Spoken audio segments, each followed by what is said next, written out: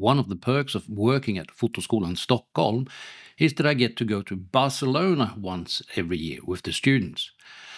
Last year, I was lucky to be able to borrow the then new X100 and I tried its video functions.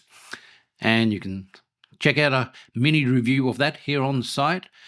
And this year, I was lucky to be able to try the GFX100RF, the new rangefinder style medium format camera from Fuji.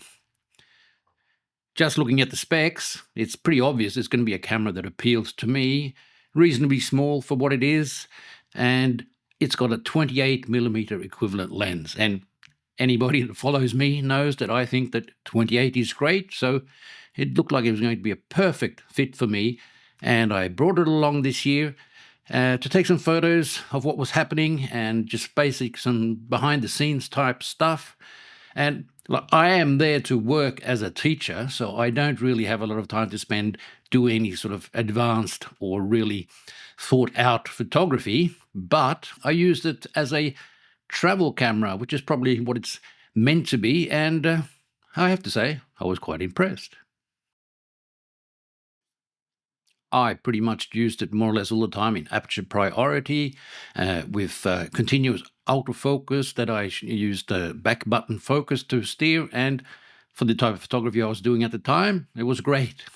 One thing I have to say is that using the camera, I discovered just how spoiled we've become with all the IBIS settings in all our new cameras. So you have to be a little bit more careful with this one. It doesn't have IBIS, but apart from that, the results were great.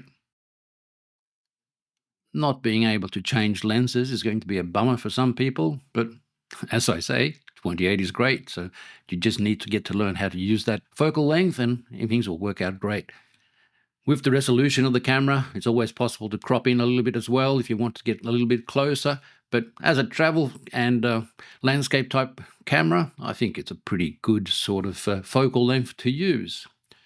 One thing I wasn't expecting to really like was the option to change to different aspect ratios. And as I was doing a lot of behind the scenes and publishing stuff on Instagram and such, I switched over to 1:1, and it actually helps quite a lot when you're composing in the viewfinder, and it makes everything easier, basically, when you're working along with it.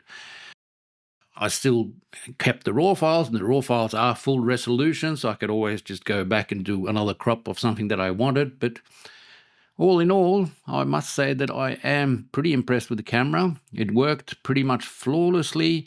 Battery life was better than I expected. I did bring spare batteries, but didn't really change batteries at any one time. They lasted the full day of photography for me. Again, as I said, I wasn't there to photograph, I was there to work. But still, for what it's intended, I think it's a really, really great setup.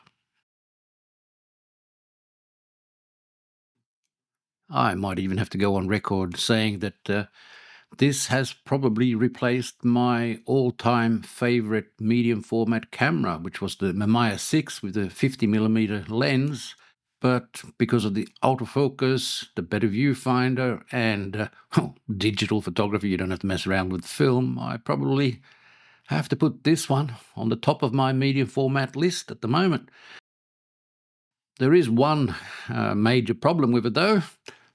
I can't afford it, and I had to return it to Fuji when we came back from Barcelona. But, well, that's life. Hope you enjoyed this rather quick and informal look at the GX100R, and as I say, I like it. Suits my sort of photography, and I think if you want a small travel medium format camera, I think it's definitely worth looking into. Back with more soon.